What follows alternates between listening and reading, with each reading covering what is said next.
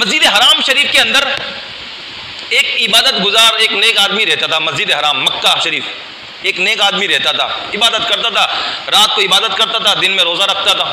اور ایک شخص آتا تھا, اسے شام کو 2 روٹیاں اور سالن دے کے چلا جاتا تھا. یہ کھاتا, رات کو عبادت کرتا, صبح سحری کرتا اور دن بھر روزے میں ہوتا. اس کے دل میں خیال آیا یہ کیسا توکل ہے میرا رب پر, یہ کیا ہے, میں بندے پر بھروسہ لگائے بیٹھا ہوا ہوں, مطلب مجھے اپنے رب پر بھروسہ نہیں ہے. اگلی شام کو جب وہ روٹی دینے والا روٹی دینے آیا تو اسے واپس کر دیا, بولا جا بھائی بس. کیا وجہ؟ بس نہیں چاہیے. اب وہ اس چکر کے اندر کہ میرا رب مجھے بھیجے گا, میرا رب مجھے کھلائے گا. 1 دن گزرا, 2 دن گزرے, 3 دن گزرے, بھوکا, 3 دن بھوک سے حالت خراب. اب تیسرے دن اللہ کی بارگاہ میں عرض گزار ہوا, مولا جب تک بندے کے پاس سے آتا تھا میری بھوک مٹتی تھی, اور جب میں نے تیرے اوپر بھروسے کی خاطر سب چھوڑ دیا تو میں تو بھوکا رہ گیا. وہ سو گئے, نیند آ گئی. بھوکے آدمی کو نیند بھی جلدی آ جاتی ہے, نیند آ گئی. جب زیادہ بھوکا ہو, خواب میں دیکھتے ہیں کہ اللہ تبارک, وہ انہوں نے دیکھا کہ میں اللہ تبارک و تعالیٰ کی جناب میں حاضر ہوں. تو اللہ تبارک و تعالیٰ نے فرمایا, اے بندے میں تیرے پاس روٹی بھیجتا تھا, میں بھیجتا تھا.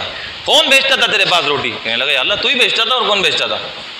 تو جب میں بھیجتا تھا تو بندے میں لانے کی ہمت ہے, اس کو توفیق کس نے دی؟ اس کے دل میں بات ڈالی کس نے؟ کون تیرے پاس روٹی بھیجتا تھا؟ یا اللہ تو ہی بھیجتا تھا. تو جب میں بھیجتا تھا تو تو نے لینے سے منع کیوں کر دیا؟ آئندہ ایسا مت کریو, میں ہی تو بھیجتا تھا. پھر وہ شخص جو بھیجتا تھا وہی اس کے خواب میں آیا, اور اس سے اللہ تبارک و تعالیٰ نے پوچھا, اے بندے تو روٹی کسے دیتا تھا؟ کہنے لگا یا اللہ میں تو تجھے دیتا تھا, یعنی تیری راہ میں دیتا تھا میں تو اللہ نے فرمایا جب تو میری راہ میں دیتا تھا, مجھے دیتا تھا, تو نے اپنی نیکیاں کرنا کیوں چھوڑ دی؟ تو اپنی نیکی جاری رکھ. اللہ تبارک و تعالیٰ ہی اسباب پیدا کرتا ہے, جہاں سے مل رہا ہے, جیسے مل رہا ہے. وسائل و ذرائع و اسباب پیدا کرنے والا مسبب الاسباب اللہ تبارک و تعالیٰ کی ذات ہے. ہمارا نخرے لگانا,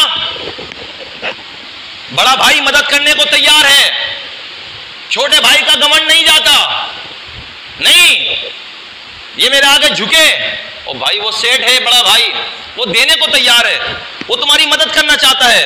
چھوٹا بھائی دکان کھول کے بیٹھا ہے, دکان تیار کر لی, لیکن دکان میں ڈالنے کے لیے سامان کے پیسے نہیں ہے. بڑا بھائی سیٹ آدمی ہے, وہ بول رہا ہے ایک بار بولے تو صحیح, وہ جھکنے کو تیار نہیں ہے. اللہ ہی دے گا. کہاں سے اللہ دے گا؟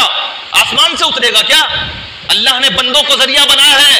یا ایھا الذین آمنوا اتقوا اللہ وابتغوا الیہ الوسیلہ, اے ایمان والو اللہ سے ڈرو, ان فضول کی باتوں میں مت پڑو, رب کی طرف وسیلہ تلاش کرو. اس نے وسیلہ ہی بنایا ہے, سارے کام وہ وسیلے سے ہی لیتا ہے, اور سارے کام وہ فرشتوں سے ہی لیتا ہے.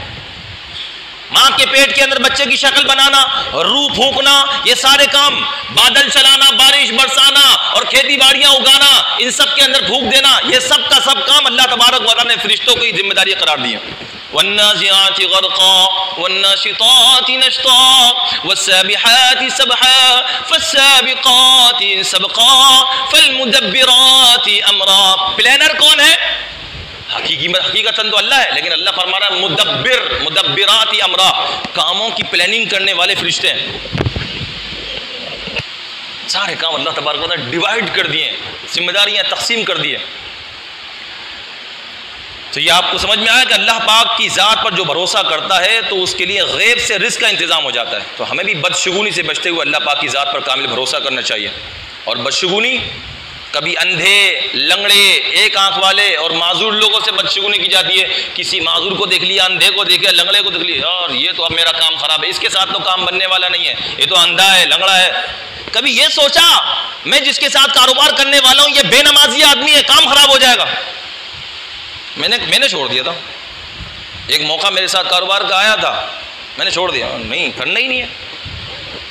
گھر سے یہ تربیت ملی ہے نا, وہ جو کمزور ہے، آنکھ نہیں ہے، بیچارہ پاؤں سے معذور ہے، وہ تو کمزور ہے، اللہ تو اس کی برکت سے ہمیں زیادہ دے گا.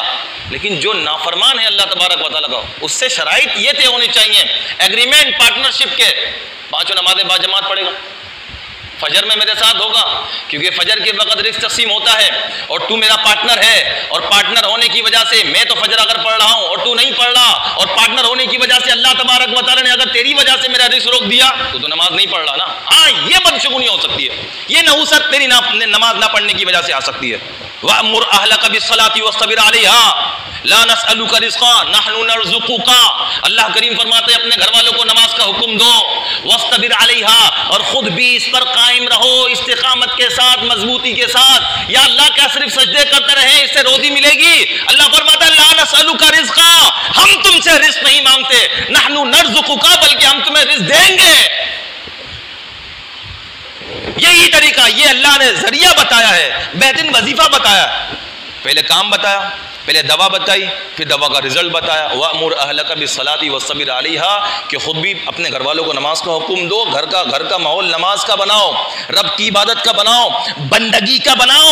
جس مقصد سے زندگی ملی ہے، جب اس مقصد کی طرف چل پڑو گے تو پھر تمہاری بندگی کی وجہ سے زندگی خوش ہو جائے گی.